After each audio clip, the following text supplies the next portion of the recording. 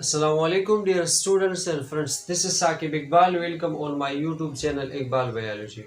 आज हम डिस्कस करेंगे अबाउट मेटालिक बॉन्ड के मेटालिक बॉन्ड क्या होता है। लेकिन इससे पहले आपको इस डायग्राम पे इस एटम के स्ट्रक्चर पे समझना होगा, तभी जाके हम डिफाइन करेंगे कि मेटालिक बॉन्ड क्या होता है। अगर हम देखें, जिस तरह नाम से पता चलता है कि मेटालिक बॉन्ड, तो ये बॉन्ड तो मौजूद होगा लेकिन मेटल्स एटम्स के दरमियान।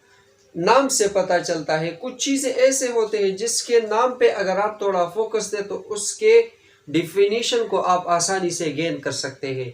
Such kind of bonds is always form between the metals atom. ये हमारे पास मेटल्स एटम्स के दरमियान मौजूद होंगे। अगर हम मेटल्स के एटम्स को देखें तो इसके साइज बहुत ज्यादा बड़े होते हैं। साइज बड़े होने का मतलब ये है कि उसमें हमारे पास नंबर ऑफ शेल्स बहुत ज्यादा मौजूद होंगे। एक एटम में जितने शेल्स ज्यादा होंगे उतना ही उसका साइज ज्यादा होगा। एक एटम में जितने शेल्स कम होंगे उतना ही उसका साइज कम होगा। अगर हम मेटल्स के एटम को देखें तो इसका साइज बहुत लार्ज होता है। साइज लार्ज होने का मतलब ये है कि इसमें नंबर ऑफ शेल बहुत ज्यादा है। अगर हम देखें तो इस शेल में इलेक्ट्रॉन्स मौजूद होते हैं जो कि न्यूक्लियस के इर्द गिर्द रिवॉल्व होते हैं।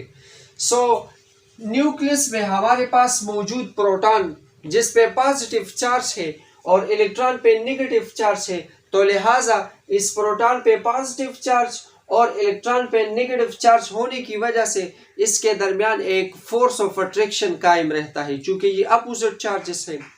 जो इलेक्ट्रॉन इस शेल में मौजूद होता है, यानी न्यूक्लियस यानी इस पॉजिटिव चार्ज के करीब मौजूद होता है, उस पे फोर्स ज्यादा लगेगा। ठीक है ना। ये मैंने इस तरह ड्रा किया कि ये फोर्स इस पे ज्यादा लग रहा है, लिहाजा मैंने ये डार्कली ड्रा किया है, बड़ा ड्रा किया है। अब इससे दूर जो इलेक्ट्रॉन इस शेल में मौजूद है, इस न्यूक्लियस का इस पे तो फोर्स होगा, लेकिन इसके फोर्स के बनिस्बत इस पे इसका फोर्स कम होगा। जितना जितना इलेक्ट्रॉन दूर होता जाता है उतना ही न्यूक्लियस का फोर्स इस इलेक्ट्रॉन पे कम होता जाता है। अगर हम मजीद दूर जाए तो इस इलेक्ट्रॉन पे इसका फोर्स ऑफ अट्रैक्शन और भी कम होगा, क्योंकि ये इससे दूर है। और अगर हम इस लास्ट वाले इलेक्ट्रॉन को देखें जो कि वैलेंस इलेक्ट्रॉन है, लास्ट शेल में मौजूद इलेक्ट्रॉन है, तो इस न्यूक्लियस का इस इलेक्ट्रॉन पे फोर्स इंतहाई कम होगा। अब अगर ये न्यूक्लियस का इस इलेक्ट्रॉन पे फोर्स ऑफ अट्रैक्शन कम है, तो इसका मतलब ये है कि इस इलेक्ट्रॉन को यहाँ से रिमूव करने के लिए मैं बहुत कम आयोनाइजेशन एनर्जी दूंगा, और उस आयोनाइजेशन एनर्जी की वजह से ये इलेक्ट्रॉन इससे रिमूव होगा। अगर आपका कंसेप्ट इस चीज के मुताबिक क्लियर है तो आप इसके डिफिनीशन को आसानी से गेन कर सकते हैं। अगर मैं इस इलेक्ट्रॉन को बहुत कम एनर्जी भी दूं, इस एनर्जी की वजह से ये इलेक्ट्रॉन यहाँ से एमिट होगा और ये यहाँ पर यानी इस शेल से ये लॉस होगा। इसको तो हम आयनाइजेशन एनर्जी कहते हैं। इसी तरह ये जो लास्ट शेल में इलेक्ट्रॉन मौजूद है, एक इलेक्ट्रॉन यहाँ पर, यहाँ पर, यहाँ पर, यहाँ पर, यहाँ पर, तो इस चीज को, इस इलेक्ट्रॉन को बहुत कम एनर्जी की जरूरत होती है इस चीज को हटाने के लिए। ये इलेक्ट्रॉन अब यहाँ पर मौजूद है क्योंकि इन सब को लेट सपोज मैंने एनर्जी दे दिए है। अब ये इलेक्ट्रॉन यहाँ पर फ्रीली मूव कर रहे हैं। अब ये जो पॉजिटिव प्रोटॉन है वो मैंने यहाँ पर ड्रा किया, positive positive positive positive positive. इस पॉजिटिव का मतलब प्रोटॉन है यानी न्यूक्लियस है, और ये इलेक्ट्रॉन जो कि मैंने यहाँ पर डॉट डॉट से ड्रा किया है, अब ये इलेक्ट्रॉन यहाँ से फ्रीली मूव हो गए हैं। अब ये इसी न्यूक्लियस के इर्द गिर्द ये इलेक्ट्रॉन इसी तरह फ्रीली मूव करते हैं, कभी उस तरफ, कभी इस तरफ, कभी उस तरफ।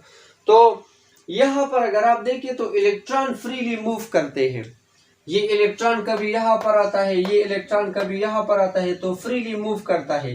तो अगर हम देखें तो ये इलेक्ट्रॉन ना तो इस एटम का है, सॉरी न्यूक्लियस का है, ना इसका फोर्स ऑफ अट्रैक्शन ना तो इसके पास है, बल्कि इन सब के पास इसका फोर्स ऑफ अट्रैक्शन मौजूद है। तो अगर हम देखें ये यहाँ पर भी लेट सपोज एक इलेक्ट्रॉन मौजूद है, ये हमारे पास मेटल पॉजिटिव है, मेटल का एटम है ना, और ये इसका पॉजिटिव है। तो इस पॉजिटिव का एक फोर्स ऑफ अट्रैक्शन इस इलेक्ट्रॉन के पास भी है, इस इलेक्ट्रॉन के पास भी है, इस इलेक्ट्रॉन के पास भी है, इस इलेक्ट्रॉन के पास भी है। यानी हर तरफ से ये पॉजिटिव प्रोटॉन इस इलेक्ट्रॉन के साथ इन्होंने एक फोर्स ऑफ अट्रैक्शन बनाया हुआ है। इस किस्म के फोर्स ऑफ अट्रैक्शन को हम क्या कहते हैं? Metallic bond. यानी द फोर्स ऑफ अट्रैक्शन, ये एक फोर्स ऑफ अट्रैक्शन है ना। ये इलेक्ट्रॉन अगर यहाँ पर आया तो अब इसके पास फोर्स ऑफ अट्रैक्शन होगा, अगर ये यहाँ पर आया तो इसके पास फोर्स ऑफ अट्रैक्शन होगा। यानी ये इलेक्ट्रॉन अब फ्रीली मूव करते हैं। सो जहाँ पर जिस न्यूक्लियस के करीब होगा उसके पास उसका फोर्स ऑफ अट्रैक्शन कायम होगा। So the force of attraction between the metal positive, इस मेटल पॉजिटिव और ये अब ये इलेक्ट्रॉन यहाँ पर अगर आप देखें तो ये बहुत ज्यादा है। सो हम आपके बुक में एक सेंटेंस लिखा गया है सी ऑफ इलेक्ट्रॉन, यानी सी हम समंदर को कहते हैं, तो यहाँ पर इलेक्ट्रॉन समंदर जैसा है, बहुत ज्यादा मिकदार में मौजूद है। सो जब ये मेटल पॉजिटिव इसी सी ऑफ इलेक्ट्रॉन के साथ बॉन्ड बनाता है, सो इस किस्म के बॉन्ड फॉर्मेशन को हम मेटालिक बॉन्ड कहते हैं। So the force of attraction between the metal positive, ये मेटल पॉजिटिव है, between the metal positive and the surrounding, और इसके इर्द गिर्द, ये इसका सराउंडिंग है ना बेटा, and the surrounding of electron and surrounding sea of electron is called the metallic bond. तो इस किस्म के बॉन्ड को हम मेटालिक बॉन्ड कहते हैं। अगर हम देखें तो हमारे पास पीरियाडिक टेबल में बहुत सारे मेटल्स मौजूद होते हैं, जैसे हमारे पास एल्यूमिनियम है, सिल्वर है, कॉपर है, प्लेटिनम है, मुख्तलिफ किस्म के मेटल्स हमारे पास पीरियाडिक टेबल में मौजूद है। उन सब में हमारे पास इस किस्म के बॉन्ड्स मौजूद हैं। अगर हम देखें तो मेटालिक बॉन्ड, आपके बुक में एक सेंटेंस लिखा गया है, मैंने इसको यहाँ पर शॉर्टकट ड्रा किया है ये, और उसमें ये एक्सप्लेन किया गया है कि मेटालिक बॉन्ड ना तो हमारे पास आयनिक बॉन्ड होते हैं ना कोवैलेंट बॉन्ड होते हैं, क्योंकि इसमें इलेक्ट्रॉन ट्रांसफरिंग नहीं होता और म्यूचुअल शेयरिंग भी नहीं होता। आयनिक बॉन्ड क्या है? डिस्क्रिप्शन में लिंक मौजूद है।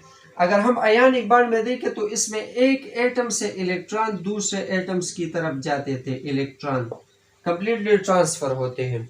और अगर हम इसी तरह कोवैलेंट में देखें तो इसमें म्यूचुअल शेयरिंग, ये एटम अपना इलेक्ट्रॉन शेयर करता था, ये भी अपना इलेक्ट्रॉन शेयर करता था। सो दोनों तरफ से इलेक्ट्रॉन शेयर होते हैं। सो यहाँ पर हमने यही देखा कि इलेक्ट्रॉन ना तो कंप्लीटली ट्रांसफर होते हैं, सो ये हमारे पास आयनिक बॉन्ड भी नहीं, और ना इसमें म्यूचुअल शेयरिंग होता था, तो ये हमारे पास कोवैलेंट बॉन्ड भी नहीं, लिहाजा ये हमारे पास मेटालिक बॉन्ड है। So that's all about the today lecture. Okay, thanks a lot. Video को लाइक करें।